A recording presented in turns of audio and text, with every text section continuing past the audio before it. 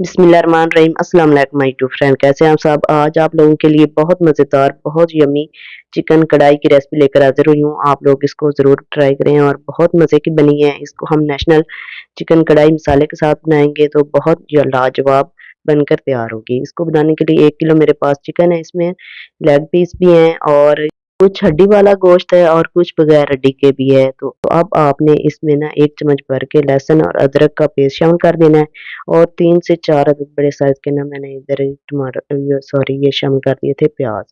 इनको ना आपने थोड़ा-सा पानी डाल के और इसमें ना आगे हम मसाले भी शामिल करेंगे, तो इनको ना आपने रख देना है चूल्हे पे और इसको ना हमने इधर गला लेना है।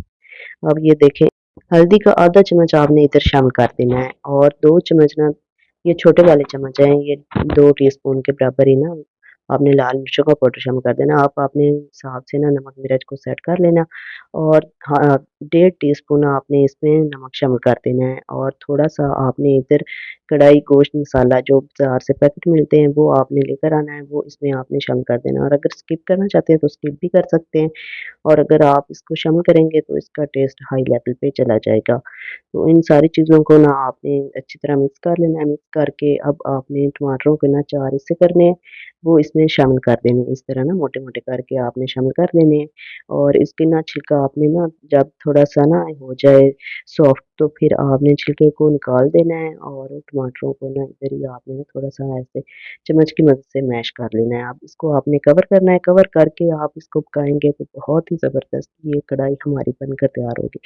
अब ये देखें जो छिलका रिमूव हो जाता है उसको मैं निकालती रही हूँ और जो अभी थोड़ा-सा टमाटर सख्त है वो इसका छिलका भी हो जाएगा और साथ इस तरह करके ना आपने चम्मच की मदद से ना इसको थोड़ा-थोड़ा दबाना है कि ये सारे टमाटर अंदर इसके ना अच्छी तरह ना मैश हो जाएँ। तो अब आपने ना इसको चम्मच चला के तो इसको इस तरह करना है, हिलाना-जुलाना है और इसको ना आपने इधर ही टमाटरों को भी अच्छी तरह गला लेना है। अब आपने इसमें ना हाफ कप के बराबर कुकिंग ऑयल शामिल कर देना है। ये देखें मैं इसमें ना हाफ कप के बराबर कुकिंग ऑयल शामिल कर रही हूँ। हाफ कप आपने कुकिंग ऑयल शामिल करना है और इसको अच्छी तरह आपने ना मिक्स कर लेना है। सॉरी मैं इधर गाँव आई हुई थी तो ये थोड़ी-सी ना वीडियो हिल-जुल रही है, उसके लिए आपसे माज़रत चाहती हूँ।